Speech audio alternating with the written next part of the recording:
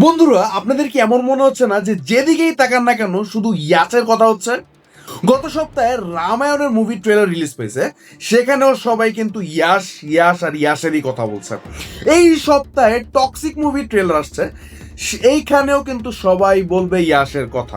ভাই, ইয়াস মানে আমি মনে করি না যে ওর স্বপ্নেও মনে করছে যে এত কাছাকাছি সময় ওর পরপর দুইটা মুভি ট্রেলার আসবে, কারণ আমরা সবাই জানি যে মার্চে যে মুভি রিলিজ হওয়ার কথা ছিল সেটা এখন আগস্টের শেষে রিলিজ পাচ্ছে। আজকে তাদের ট্রেলারের ইভেন্ট হয়েছে বেঙ্গালুরুতে, সম্ভবত 8 মার্চে এই ইভেন্টটা হওয়ার কিন্তু কথা ছিল। দেরি হয়েছে এটা মানলাম, আশা করি এবার মানে পারফেক্ট হয়েছে, কারণ আমি এই ট্রেলার নিয়ে অনেকটা বেশি মতামত দেখতে পাচ্ছি। আর আমার নিজের প্রত্যাশা অনুযায়ী বললে আমি যেভাবে ভাবছিলাম যে টক্সিক মুভিটা হবে, তার থেকে অনেকটা আলাদা জিনিস আমি এখানে দেখতে পেয়েছি। তবে শুরুতে প্রথম 10 সেকেন্ডের পর পানি থেকে উঠে মানে মনে হচ্ছে যে রকি ভাই মানে শুয়ে রয়েছে, মানে 1 সেকেন্ড, মানে রকি ভাই আপনি কি সত্যি কেজিএফ থেকে উঠে এখানে আসছেন? মানে ওইখানে তো জাহাজ ডুবে গেছিল, আর এখানে তো মনে হচ্ছে যে আপনি সাঁতরায় বের হয়ে গেছেন। কারণ ওই দৃশ্যে যেভাবে আপনাকে পোশাক পরানো হয়েছিল, যেই দাড়ি আপনার দেখানো হয়েছিল, মানে পুরো আপনি কেজিএফ এর লুকেই লাগতেছেন আপনি।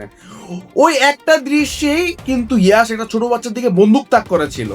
এখন সেই বাচ্চাটা কি সত্যি সেখানে ছিল নাকি এটা তার মাথার ভিতরে কোনো কল্পনা, এটা অবশ্যই সিনেমাটা দেখলে বোঝা যাবে।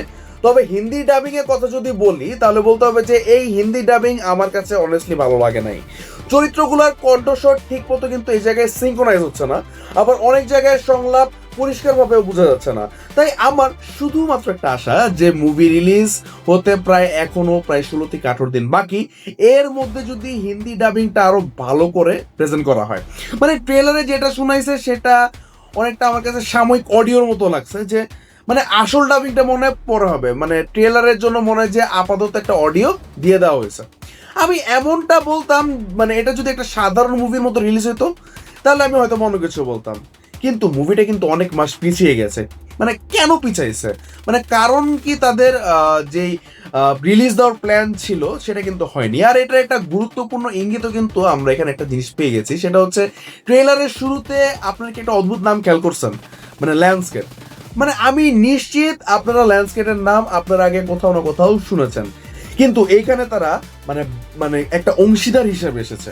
মানে এরা অবশ্যই সোনি পিকচার্সের পর্যায়ে নয়, যেমন রামায়ণের সাথে হচ্ছে সোনি পিকচারের সাথে একটা কোলাবোরেশন রয়েছে, কিন্তু তাদেরকে একেবারে ছোট করেও দেখা যাবে না, কারণ হলিউডে বর্তমানে বড় বড় 5টা স্টুডিও রয়েছে: Walt Disney, Warner Brothers, Universal, Sony Pictures এবং প্যারামাউন্ট। এই বড় বড় স্টুডিওগুলার পরের পর্যায়ে রয়েছে হচ্ছে যাকে বলা যায় যে মাঝারি পর্যায়ের বড় স্টুডিও, আর তাদের মধ্যে ল্যান্ডস্কেপ কিন্তু অন্যতম। তারা মূলত বিদেশি এবং স্বাধীন সিনেমার দিকে একটু বেশি মনোযোগ দেয়। মানে আপনারা অবশ্যই জন উইকের নাম তো শুনছেন, মানে প্রথম জন উইক সিনেমাটা তারাই কিন্তু পরিবেশন করেছিল। সিনেমাটা ভালো চলার পরই তারা নিজেরাই টাকা বিনিয়োগ করে প্রযোজনার সাথে যুক্ত হয়। তারপর জন উইক 2, 3, 4 সবই হয়েছে। তাই টক্সিকের ক্ষেত্রে যদি আমরা এখানে বলি, মার্চে সম্ভবত তারা অন্যভাবে যাওয়ার কোনো একটা পরিকল্পনা করছে। তাদের ইংরেজি মুক্তি পরিকল্পনা কি ছিল সেটা এখনো পুরোপুরি পরিষ্কার না, কিন্তু আজকের দিনে ল্যান্ডস্কেপের মতো একটা অংশীদার পাওয়া অবশ্যই একটা বড় ব্যাপার।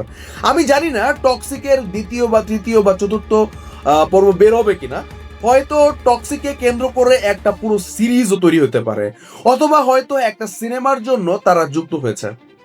কিন্তু আমি আশা করব যে তারা মুভির মধ্যে ভালো কিছু দেখেই এই সিদ্ধান্তটা নিয়েছে। আর রামায়ণ নিয়ে আপনারা হয়তো খবর শুনেছেন যে সোনি পিকচার সেটাকে বিশ্বব্যাপী প্রায় 500টা পর্দায় মুক্তি দিতে যাচ্ছে। টক্সিক হয়তো সেই পর্যায়ে যাবে না, কিন্তু যতটা বৈশ্বিকভাবে গ্লোবালি এটা মুক্তি পাবে এটা ভালোভাবেই পাবে। আর ভাই, আমি এখনো ট্রেলারের মানে মাত্র 9 সেকেন্ড পর্যন্ত দেখে আমি ব্লাস্ট হয়ে গেছিলাম। আমি এতক্ষণ অনেক কিছুই বলে ফেলেছি। ট্রেলারটা 4.5 মিনিটের, কমপক্ষে এটার জন্য একটা 9 মিনিটের ভিডিও তো বানাইতেই হয়। মানে আপনারাই বলেন যে এই তথ্যগুলো শুনে আপনাদের ভালো লাগছে কিনা। এখন মেইন প্রশ্ন হচ্ছে যে টক্সিক কি নিজেকে প্রমাণ করতে পারবে? মানে কেজিএফ পার্ট 2 সাথে ইয়াশ যতটা সময় নিয়েছে, মুভিতে যত টাকা বিনিয়োগ করা হয়েছে, এর প্রচারণা নিয়ে যতটা নাটক, জুনে পুরো নাটক, আগস্টে পুরো নাটক, সবকিছুর পরে মুভির জন্য কিন্তু এই ট্রেলারটা অনেক বেশি গুরুত্বপূর্ণ ছিল। এখন যদি আমি একটা ভালো দিক দিয়ে শুরু করি, আমরা ট্রেলারের যে ছন্দগুলো আছে সেগুলো আমার কাছে ভালোই লেগেছে, যেগুলো মানে ব্যবহার করা হয়েছে। পুরো 4 মিনিটের ট্রেলারে একটা ভালো প্রবাহ ছিল, অ্যাকশনের সঙ্গে একটা তাল মেলানো, কমেডির সময় হঠাৎ নীরব হয়ে যাওয়া। মানে আপনারা জানেন যে আমি কোন নীরবতার কথা বলছি, আপনারা অবশ্যই বুঝতে পারছেন। ভালো দিক আরেকটা হচ্ছে যে গল্পের একটা গভীরতা দেখা যাচ্ছে। দ্বিতীয় দিক একটা আমি ভালো দিক হিসেবে রাখবো যে এর জন্য হয়তো আপনারা আমাকে গালিও দিতে পারেন, এই মুভিটা এতদিন যেইভাবে নিজেদের উপস্থাপন করছিল, যত উপকরণ আমরা দেখেছি, তখন মনে হচ্ছিল যে ভাই এটা এমন একজন মানুষের গল্প যে নিজের ইচ্ছাকে নিয়ন্ত্রণ করতে পারে না, ক্ষমতা পাওয়ার পর সে শুধু নিজের ইচ্ছা মতো কাজ করেই যাচ্ছে। মানে টক্সিক হবে আনলিমিটেড, কেজিএফ এর মতো আরেকটা দক্ষিণ ভারতীয় মশলাদার সিনেমা, আর ঠিক তার সাথে আরো বেশি যৌনতা অ্যাড হচ্ছে। মানে এটা হয়তো বা নিজের চরিত্রটাকে আর একটু বেশি অ্যাগ্রেসিভ দেখানো বোঝা যাচ্ছে। আর সিনেমাটা যদি এতটুকু হতো যে দর্শককে মনোযোগ পাওয়ার, অ্যাটেনশন গ্র্যাব করার বিষয় যদি এটা হতো, তাহলে এটা খুব বাজে একটা বিষয়। এর মধ্যে অবশ্যই কিছু একটা গভীরতা আছে। আমার মনে হচ্ছে পুরো ট্রেইলারে মানে যৌন যে দৃশ্যটা আছে সেটা কিন্তু প্রায় শূন্য, যেখানে টিজারে প্রায় আমরা অনেক কিছুই দেখেছি। গাড়ির মধ্যে, বাড়ির মধ্যে, বাইরে, যেখানে সেখানে এবার এই ট্রেলারে কিন্তু তেমন কিছু দেখানো হয়নি। আমি যে গভীরতার কথা বলছি সেটা হচ্ছে যে হতে পারে মুভিটা একটা মানুষের কাজের ফলাফল দেখাবে, একজন মানুষ নিজেকে খোলা আকাশে কি বলে দাবি করছে এবং মেয়েদের সঙ্গে সে কিরকম আচরণ করছে, কিন্তু শেষ পর্যন্ত সে একটা গ্যাং যুদ্ধে ঢুকে যাবে। তারপর সেখানে 1 নাম্বার গ্যাংস্টার হয়ে উঠবে। এরপর একের পর এক মেয়ে তাকে নিজের দিকে টানার চেষ্টা করবে, তার মনোযোগ পাওয়ার চেষ্টা করবে। আর এর মাঝেই হয়তো কিয়ারা আডবাণীর চরিত্র প্রতি যে তার একটা ভালোবাসা, সেটা সত্যিকার হিসাবে মানে পিওর ভালোবাসা হিসাবে আসবে। আর এটার ফলাফলই হচ্ছে তার ছোট বাচ্চা আসবে, যেটাকে সে এতদিন হচ্ছে উপেক্ষা করেছে। কারণ সে অ্যাকচুয়ালি ভালো মানুষ না, সে অবশ্যই ভালো বাবা না। আর তুমি যখন ক্ষমতার নেশায় নিজের সন্তানকে এতটা উপেক্ষা করবে, তখন সেই সন্তানটা আসলে কেমন হয়ে উঠবে? আর তার মা যদি তার বাবার বিরুদ্ধে কানে কথা ঢুকায়, তাহলে সন্তানটা কেমন হবে? একটা সেকেন্ড, এটা কি গ্যাংস অফ ওয়াসিফের মতো লাগছে না? শেষ পর্যন্ত হয়তো বাবার ছেলে একে অপরের মুখোমুখি দাঁড়াবে, চূড়ান্ত দৃশ্যে হয়তো বা বড় একটা লড়াই হবে, কেউ একজন বেঁচে থাকবে অথবা মারা যাবে, অথবা বাবা নিজের ভুল বুঝতে পারবে এবং বলবে হ্যাঁ আমি দুঃখিত, আমি তোমার পাশে ছিলাম না, বা এরকম সামথিং কিছু একটা, আমি তোমার সাথে হয়তো বা মানে ঠিক মতো বাবা হিসেবে আচরণ করিনি, আমাকে ক্ষমা করে দাও, ব্লা ব্লা ব্লা। আমি মনে করি এই গল্পের ভিত্তির মধ্যে ভালো একটা মানে স্টোরি বিল্ড আপ করার সম্ভাবনা আছে। তবে একই সাথে এটা খুব খারাপভাবে ব্যর্থ হতে পারে, কারণ মুভিটা যদি এতটাই খারাপ হয় যে সে শেষই হতে চায় না, আর মুভিটা কিন্তু 3 ঘন্টার বেশি হইতে যাচ্ছে, তাহলে কিন্তু সমস্যাটা আরো বড়। এখনো ভালো দিকের মধ্যেই কিন্তু আমরা আছি। যে আপনারা কি নারী চরিত্রের দিকে একটু খেয়াল করেছেন? মানে আগে আমার মনে হয়েছিল যে তারা শুধু দেখানোর জন্য থাকবে, কিন্তু এখন মনে হচ্ছে যে তাদের চরিত্রের মধ্যে হয়তো কিছুটা গভীরতা আছে, তাদের নিজেদের সিদ্ধান্তও থাকবে, এমনকি তাদের কাজের মধ্যে একটা কারণও থাকবে। আমি অবশ্যই মুভির জন্য কোনো দায়িত্ব নিচ্ছি না, কিন্তু ট্রেলার দেখে আমার এমনটাই মনে হচ্ছে। তাদের নিজেদের একটা রিজন থাকবে, তারা হয়তো এমন একটা মানে জায়গায় যেতে যাচ্ছে যেখানে হয়তো বা তাদের সামনে খুব বিপদ আসতে চলেছে। মানে আমাদের এই অহংকারী রকি ভাই ট্রেলারের রায়া চরিত্রটাকে যেইভাবে দেখানো হয়েছে, তাকে রকি ভাই আপনারা বলতেই পারেন। চরিত্রকেই বলছি, আমি কিন্তু অভিনেতাকে বলছি না।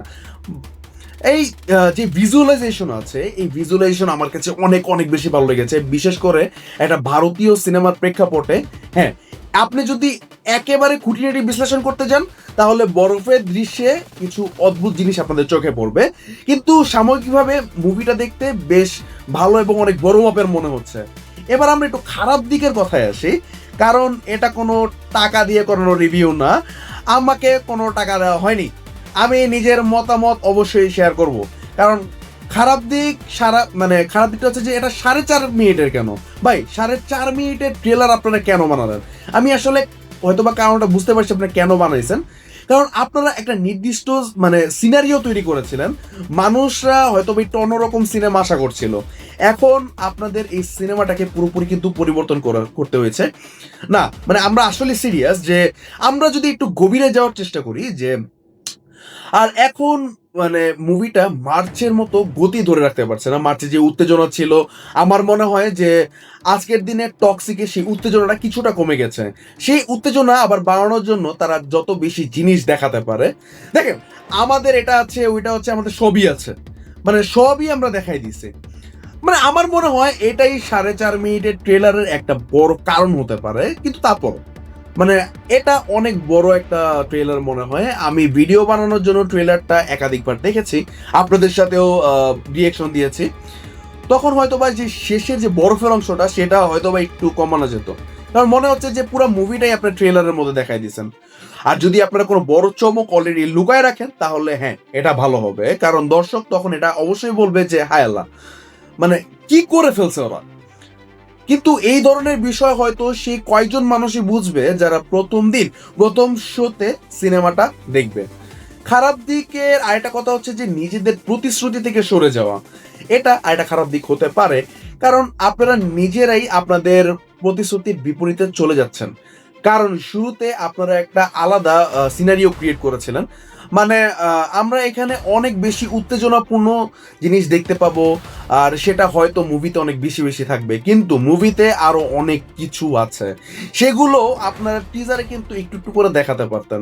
আরেকটা খারাপ দিক হচ্ছে যে এখানে অতিরিক্ত ক্রিয়েটিভ হওয়ার ট্রাই করা হচ্ছে, কারণ ট্রেলারটি দেখে আমার কাছে মনে হচ্ছে যে মানে ট্রেলার মুভিটা অনেকটা বেশি ক্রিয়েটিভ হতে যাচ্ছে, মানে ক্রিয়েটিভ করার চেষ্টা করা হয়েছে।